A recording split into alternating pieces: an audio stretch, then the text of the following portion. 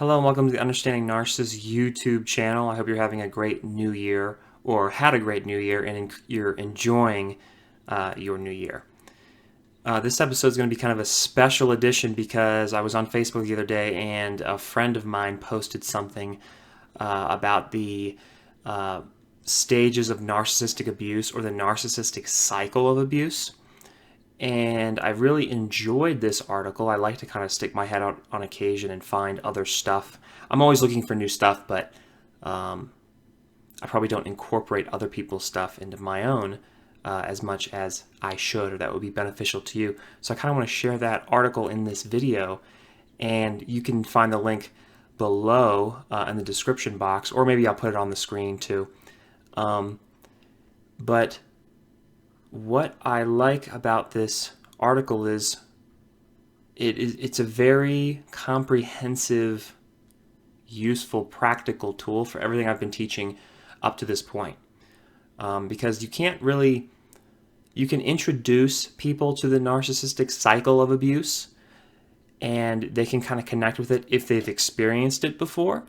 But you really start to grasp it once you get all that background psychological information covered, because then you can actually understand the narcissist, which is that the point of view you really need to be able to see, anticipate, and avoid these cycles. Because the first thing I want to say about the narcissistic cycle of abuse is that it is a symbiotic type relationship. It is a kind of dependent type of relationship where you are helping along that cycle of abuse as well. Now, it's a little more complicated than that, but suffice it to say that you actually have a great deal more control over not just how they treat you, but how they're actually feeling in that moment, and then when they start to reach the stages where they become especially destructive and abusive within the cycle.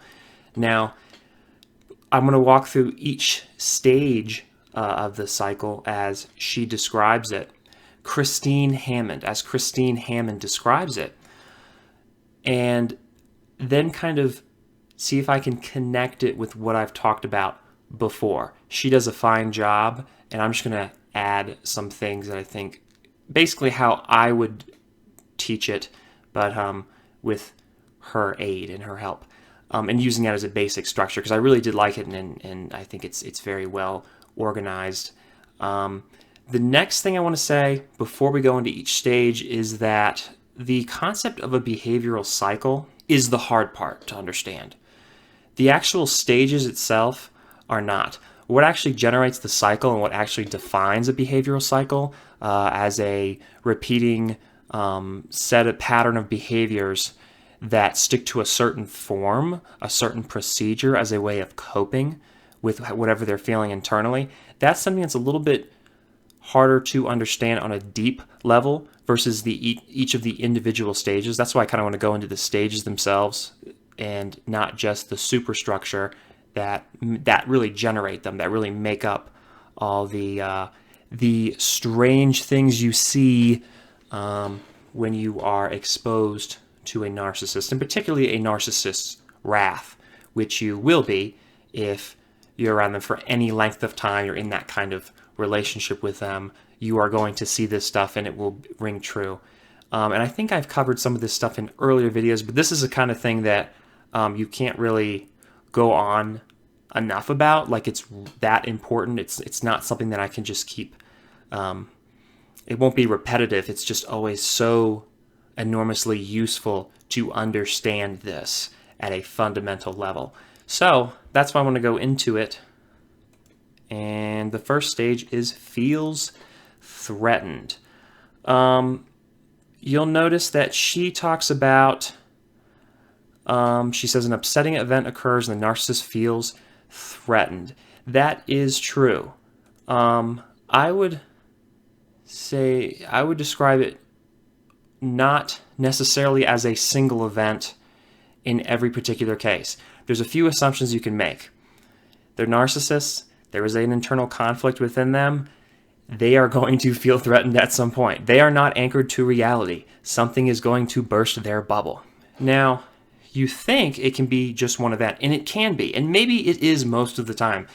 However, there is a gradual nagging voice in the ear, some kind of problem that works on them, that consumes them, that pokes and prods and irritates them and makes them feel extremely insecure. It is kind of a balloon that is slowly deflating, and somebody needs to fill it back up again.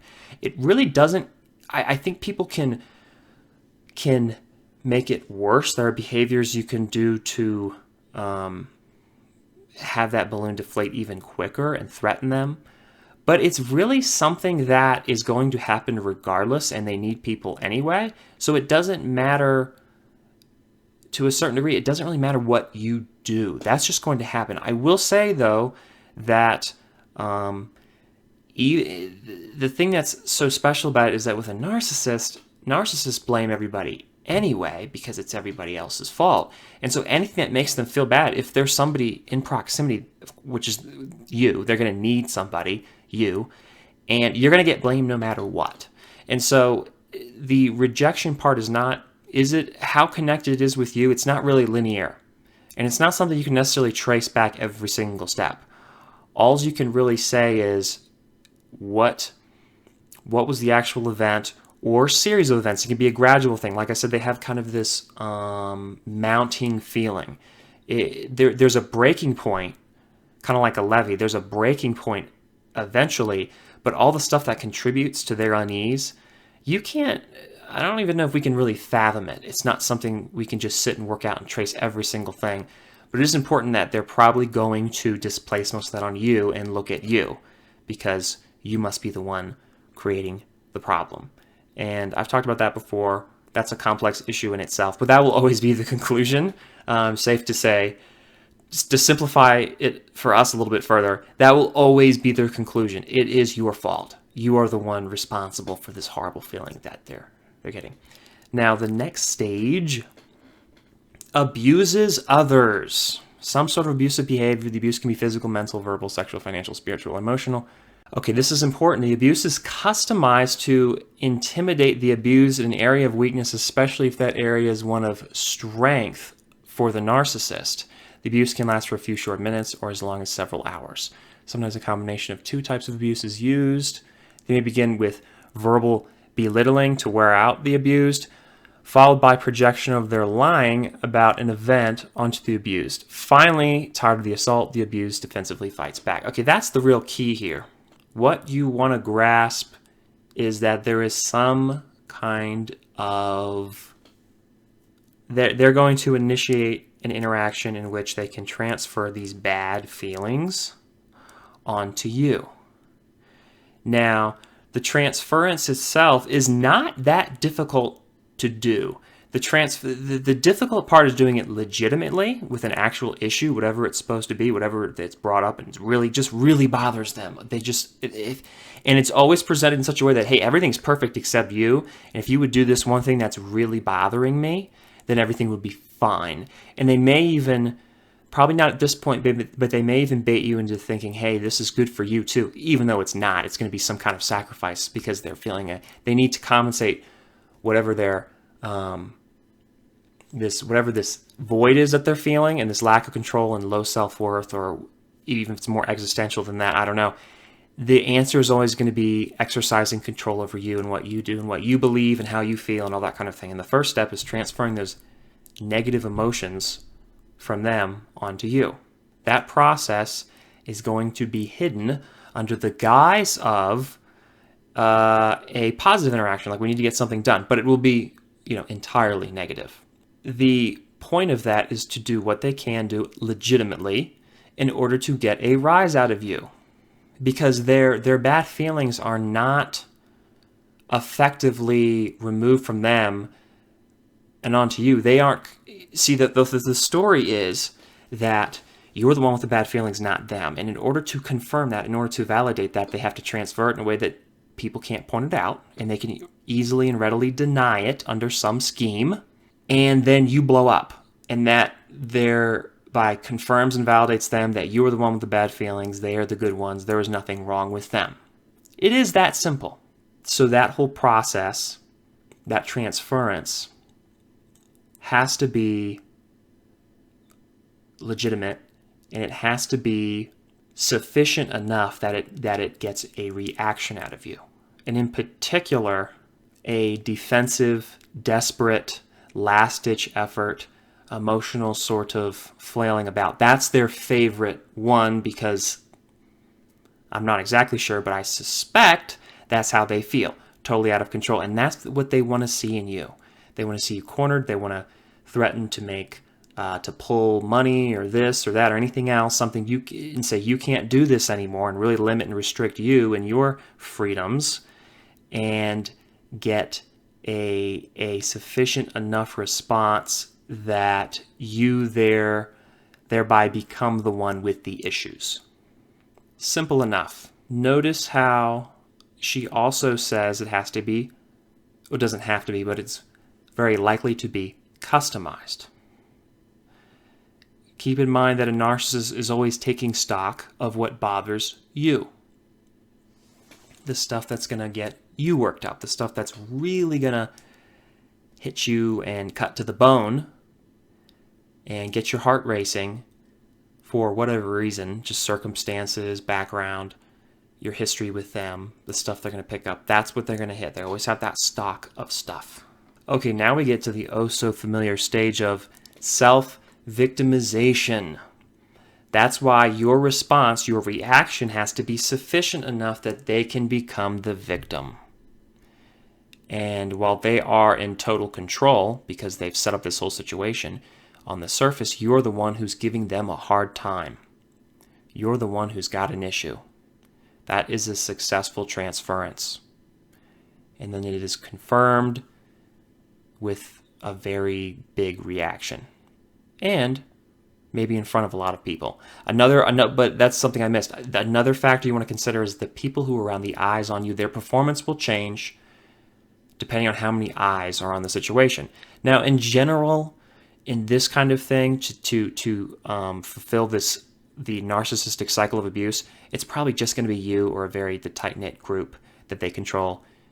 You, the family, nobody else. Everything needs to be kept behind closed doors. This is their great big blow up here, their flaw. We don't need to get any other eyes on it, because anybody could get suspicious and start to realize that they're a monster.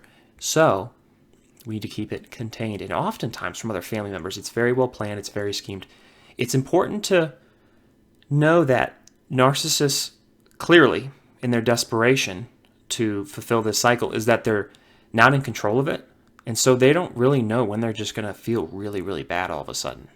That part's not planned. They're going to be they're going to exercise a lot of ingenuity in trying to fulfill it and trying to get this transference onto you so they can feel better. But the actual cycle, they are not in control of. We already knew that. But you can forget it sometimes, because they really do give the impression that they've got everything covered. Everything is handled with them.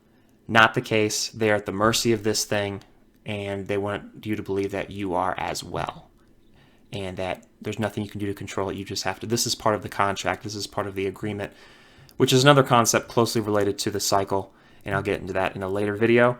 And so the last stage is empowered. This is where you have the conflict, there's the blow up, and they recede.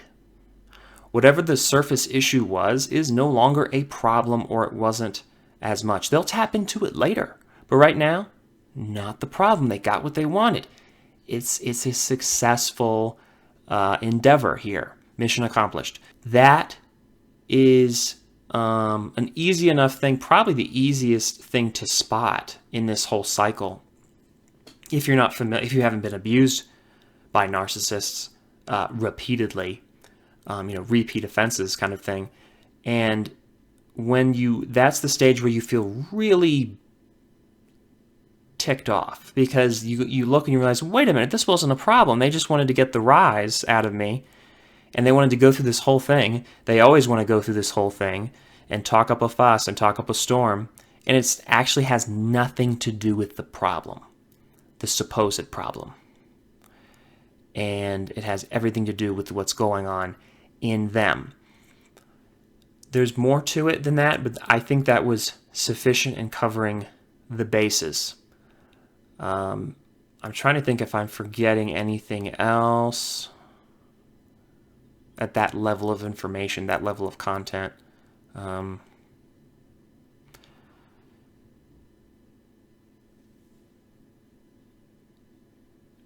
There will be a sort of peace offering, because there is somewhere kind of in their infantile mind that they know, infantile emotional mind, that they know they did something wrong.